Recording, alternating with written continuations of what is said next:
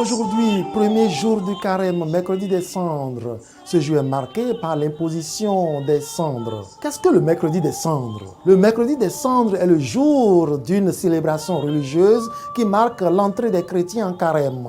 Du latin dies cinerum, jour des cendres, il représente le premier jour de pénitence et de jeûne.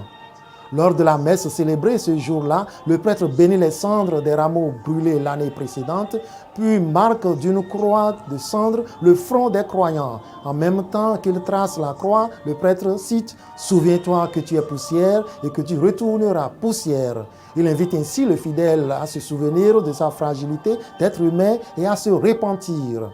Les origines du mercredi des cendres. Dans l'Ancien Testament, à l'origine, ce rituel provient d'une ancienne pratique pénitentielle appliquée par le peuple hébreu.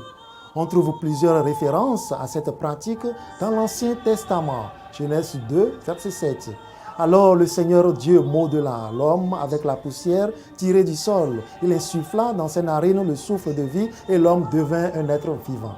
Jonas 3, 6. La chose arriva jusqu'au roi de Ninive. Il se leva de son trône, quitta son manteau, se couvrit d'une toile à sac et s'assit sur la cendre.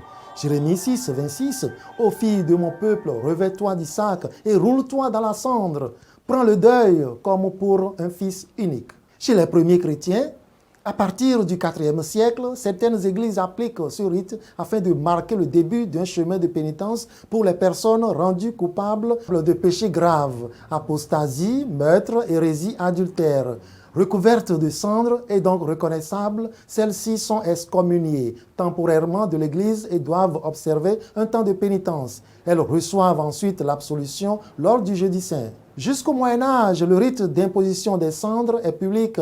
Il concerne uniquement les pénitents qui doivent respecter une période de 40 jours et durant laquelle ils sont exclus de la communauté chrétienne avant d'être réintégrés à Pâques. Un rite devenu privé et personnel. À partir du XIe siècle, la pratique s'étend à l'ensemble des fidèles. Marqués au front par la croix de cendres, les croyants sont d'abord invités à se confesser, puis à entreprendre un chemin personnel de repentance. Depuis la réforme liturgique instigée par le Concile Vatican II, le rite prend une autre forme. Convertissez-vous et croyez à l'Évangile.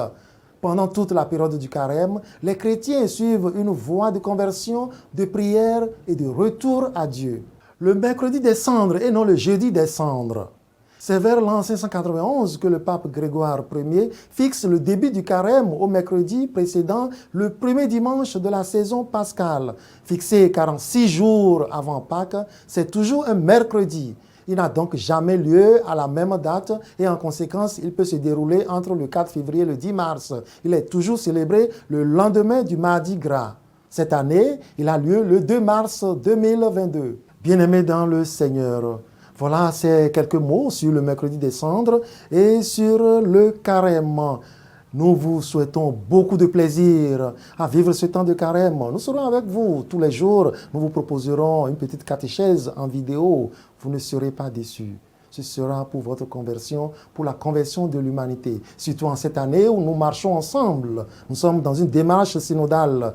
Que Dieu nous garde tous dans son élan pour que ces 40 jours de carême soient un temps fructueux pour chacun de nous, pour notre Église locale et pour toute l'humanité.